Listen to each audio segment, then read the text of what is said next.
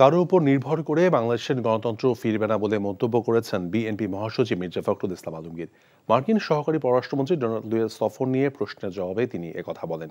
বিকেলে গুলশানে সমমনা কয়েকটি দলের সঙ্গে নির্দলীয় সরকারি ইস্যুতে আন্দোলনের রূপরেখা নিয়ে আলোচনা শেষে এসব কথা বলেছেন ফখরুল। নিয়ামুল আজিজ তাদেকের রিপোর্ট। নির্দলীয় সরকারের অধীনে সর্বাত্মক আন্দোলনের ব্যর্থতা ও নতুন করে আন্দোলনের বিষয়ে সমমনা ৬৩টি দলের সঙ্গে ধারাবাহিক আলোচনার অংশ হিসেবে গণ অধিকার পরিষদ ও গণতান্ত্রিক বাম ঐক্যের সঙ্গে বিএনপি বৈঠক করে গুলশানের চেয়ারপারসনের কার্যালয়ে। ঘণ্টাব্যাপী বৈঠক শেষে বিএনপি মহাসচিব মির্জা ফখরুল ইসলাম আলমগীর বলেন, স্বাধীনতার ইতিহাস বলে বিদেশি শক্তি নয়, দেশের জনগণের শক্তিতেই আন্দোলনে সফলতা এসেছে।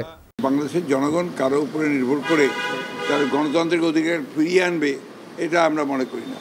বাংলাদেশের জনগণ সবসময় তার নিজের শক্তিতে নিজের পায়ের উপর ভর করেই ৭০ সালের পূর্বেও আন্দোলন করেছে, ৭০-এ আন্দোলন করেছে, ৭১-এ মুক্তিযুদ্ধ করেছে এবং পরবর্তীকালেও আমরা যে আন্দোলন করছি সম্পূর্ণ জনগণের শক্তিতেই নির্ভর করে আমরা আন্দোলন করছি গণতন্ত্রকে পুনরুদ্ধার করার জন্য। দেশের অর্থনৈতিক অবস্থা খাদের কিনারে উল্লেখ করে মির্জা ফখরুল ইসলাম বলেন, রাজনৈতিক পরিস্থিতি বিশ্লেষণ করে আন্দোলনের স্বরূপ নির্ধারণ করা হবে।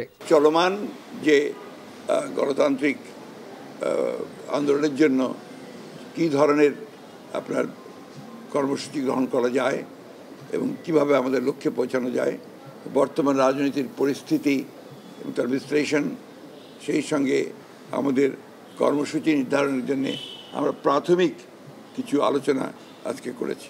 প্রেস ক্লাবে এক সভায় বিএনপির স্থায়ী কমিটির সদস্য গয়েশ্বরচন্দ্র রায় মন্তব্য করেছেন, বিদেশি শক্তির উপর নির্ভর করে আওয়ামী লীগ ক্ষমতায় টিকে আছে। Niamul Aziz Sadek, NTV news, Dhaka.